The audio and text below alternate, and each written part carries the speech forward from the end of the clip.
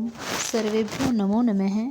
प्यारे विद्यार्थियों, आज की संस्कृत भाषा की कक्षा षष्ठी में आप सभी विद्यार्थियों का स्वागत है।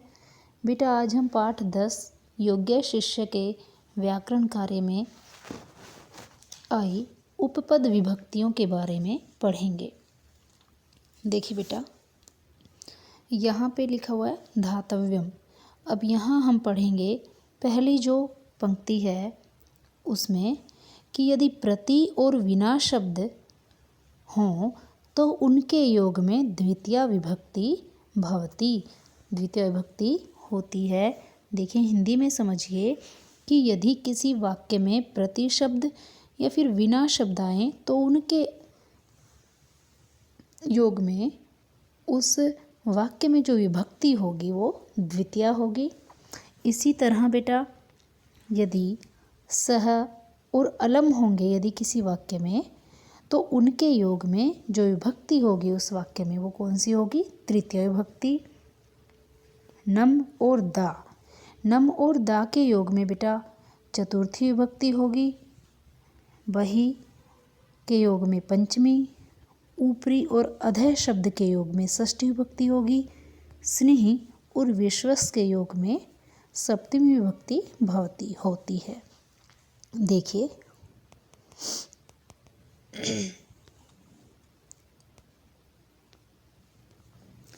ये देखिए यहाँ पे ये आपके संस्कृत की पुस्तक का पेज नंबर 120 पेज है ये शायद। हाँ, ये तो आपको अपनी बुक में देखना है। तो देखिए, यहाँ पे पहले उसमें कहता है कि अधोलिखितानि वाक्यानि पठन्तु अवगच्छन्तु च। नीचे लिखे हुए वाक्यों को पढ़ो और समझो। पहला जो वाक्य है बेटा उसमें लिखा हुआ है बालकः अम्बाम प्रति धावति। यहाँ पे अम्बाम शब्द क्यों आया? क्योंकि यहाँ पे प्रति आया है। अब यहाँ पे हमने देखा था प्रति और विना के योग में कौन सी विभक्ति होती बेटा? द्वितीया। तो अब हम अम्बा शब्द को देखेंगे तो अम्बा क्या है? माता। ये स्त्रीलिंग शब्द है तो इसका शब्द जो शब्द रूप है वो किसकी तरह चलेगा बेटा? लता की तरह। अम्बा, अम्बे, अम्बा, अम्बाम। द्वितीय विभक्ति एक वचन आ गया यहाँ पे क्योंकि यहाँ प्रति है वाक्य में। तो प्रति के योग में कौन सी विभक्ति आई बेटा? द्वितीय विभक्ति। इसी तरह देखिए बेटा, अगला है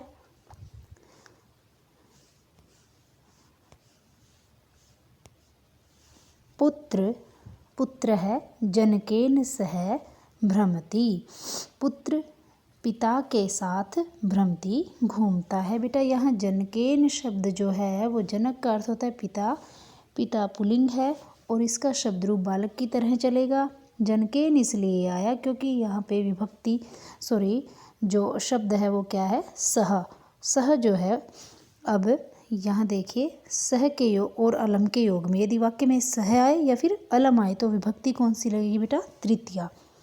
चाहे वो स्त्रीलिंग हो, पुल्लिंग हो या नपुंसकलिंग हो, किसी में भी। तो जनक जो है जनक है, जनकौ, जनकः, जनकम, जनकौ, जनकान, जनकेन। तृतीय विभक्ति यहाँ आ जाएगी जनकेन। तो ये यहाँ तृतीय विभक्ति आई सह जो है उसके योग में। आगे देखेंगे, अगला है सह निर्धनाय वस्त्रम यच्छति। वह गरीब के लिए वस्त्र देता है या देती है। अब यहाँ पे निर्धनाय, निर्धन जो शब्द है उसमें कौन सी विभक्ति है? बालकाय, निर्धनाय, फलाय। कौन सी विभक्ति बेटा? चतुर्थी।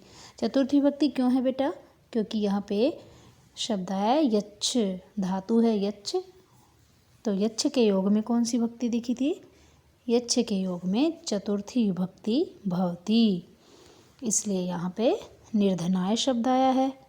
आगे देखेंगे, अगला है जनाः नगरात् बहिः अगच्छन्।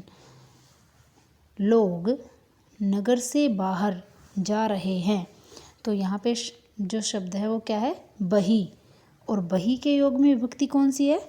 पंचमी। नगरात शब्द जो है वो पंचमी विभक्ति एक वचन है। फल की तरह शब्द रूप चलेगा। फलम नगरम नगरे नगराणी, नगरम नगरे नगराणी, नगरेन नगराभ्याम नगरई, नगराय नगराभ्याम नगरेभ्य और नगरात, यहाँ आ जाएगा नगरात। पंचमी भक्ति एक वचन, नगरात नगराभ्याम नगरेभ्य। तो इसके योग में एक यहाँ पे नगरात क्यों आया, क्योंकि बही जो है उसके योग में पंचमी भक्ति है। आगे देखेंगे, वृक्षस्य ऊपरी वानरः अस्ति, वानरः अस्ति सॉरी, पेड़ के ऊपर बंदर हैं। तो बेटा ऊपरी के योग में, ऊपरी और अधः के योग में कौन सी भक्ति बेटा, षष्ठी। अब वृक्षस्य, ये तो आपको बहुत रटवा रखा है मैंने कि आधस्य और ये यदि शब्द के अंत में आए तो कौन सी भक्ति है वहाँ पे, षष्ठी। तो ऊपरी के योग में कौन सी भक्ति आ गई, षष्ठी विभक्ति आ गई। पेड़ के ऊपर बंदर है। और अंतिम में बेटा, गुरु शिष्य सुस्नेहति, गुरु शिष्य से प्रेम करता है। अब यहाँ पे देखिए, स्नेह के योग में कौन सी भक्ति आ गई, सप्तमी, ये लिखा हुआ है अंतिम। विश्वास और स्नेह के योगे सप्तमी भक्ति भवती, सातवीं भक्ति होती है। तो शिष्य जो है उसका शब्द रूप बालक की तरह चलेगा। और अंतिम जो सप्तमी भक्ति है, शिष्य शिष्ययोः शिष्येषु, तो सप्तमी विभक्ति बहुवचन यहाँ पे शिष्येषु लिखा हुआ है। किसके योग में बेटा, स्नेह के योग में। तो इस प्रकार से ये जो टेबल दे रखी है ये बहुत ही महत्वपूर्ण है। अगर आप, जिस बच्चे ने ये इसको याद कर लिया ना, उसको तो चाहे कहीं से प्रश्न दे दिया जाए उपपद विभक्ति में से, तो वो कभी भी एग्ज़ाम में मार नहीं खाएगा। वो सारे प्रश्न सही करके आएगा यदि उसने इस टेबल को पढ़ लिया कि प्रति और विना योगे द्वितीया, सह अलम योगे तृतीया, नम दा योगे चतुर्थी, बही योगे पंचमी, ऊपरी अधः योगे षष्ठी और स्नेह विश्वास योगे सप्तमी विभक्ति भवती। अब देखिए आगे जो है, यहाँ पे पहला प्रश्न है कि कोष्ठकात् उचितम पदम चित्वा रिक्त स्थानानि पूरयन्तु। कोष्ठक में जो लिखे हुए शब्द हैं उनसे रिक्त स्थान को पूरा करो। अब देखिए बेटा, पहला जो है वो है पुत्र है, और मैंने यहाँ पे लिखा है अम्बायै। पुत्र है अम्बायै फलम यच्छति, पुत्र अम्बा के लिए फल देता है। अब यहाँ देखिए अम्बायै क्यों आया, क्योंकि यहाँ पे अंत में क्या लिखा हुआ है, यच्छ। और हमने यहाँ पे पढ़ा था कि यच्छ के योग में कौन सी भक्ति है, यच्छ के योग में चतुर्थी भक्ति है। तो अम्बा क्योंकि स्त्रीलिंग है तो उसका शब्द रूप किसकी तरह चलेगा, आकारांत है तो लता की तरह। अम्बा अम्बे अम्बा, अम्बाम अम्बे अम्बा, अम्बाया अम्बाभ्याम अम्बाभी और अम्बा यही। अम्बा ये को क्या आ गया, चतुर्थी एक वचन। तो इसलिए हमने यहाँ पे यच्छ है तो हमने चतुर्थी विभक्ति एक वचन लिखा है। दूसरे में मैंने लिखा है बेटा रामेण। अब रामेण जो है वो, हम राम का जब शब्द रूप देखेंगे तो राम के शब्द रूप में ये देखिए सह आ गया यहाँ पे। तो सह के योग में कौन सी विभक्ति है बेटा, ये देखिए सह और अलम योगे द्वितीय विभक्ति भवती। सह और अलम के योग में द्वितीय विभक्ति होती है। तो यहाँ पे हम देखेंगे सह और अलम के योग में तृतीया, तीसरी विभक्ति होती है। तो राम का जब शब्द रूप हम तृतीय विभक्ति पढ़ेंगे, राम है रामौ रामः, रामम रामौ रामान, रामेण। तो तृतीय विभक्ति में क्या आ गया, रामेण। तो इसलिए यहाँ पे लिखा है रामेण से वनम अगच्छत, सीता राम के साथ वन में जाती है। ये प्रश्न आप अपनी संस्कृत की पुस्तक में पूरा करेंगे। आगे देखिए अगला प्रश्न, देखिए आगे है गुरु आश्रमात् बहिः अगच्छन्। अब यहाँ पे मैंने आश्रमात् क्यों लिखा हुआ है, क्योंकि बेटा बही के योग में कौन सी विभक्ति थी, पंचमी। बही के योग में पंचमी विभक्ति थी, तो इसलिए यहाँ भी देखो लिखा हुआ है बही योगे पंचमी विभक्ति भवती। तो इसलिए यहाँ पे आश्रमात् शब्द जो है वो पंचमी विभक्ति का है। आगे है माता बालके स्नेहयति, माता बालक को प्रेम करती है, स्नेह करती है, तो स्नेह के योग में सप्तमी विभक्ति होती है। देखो यहाँ भी लिखा हुआ है स्नेह योगे सप्तमी विभक्ति भवती। और विद्याम विना ज्ञानम न भवती, विद्या के बिना ज्ञान नहीं होता। विना के योग में कौन सी विभक्ति होती है बेटा?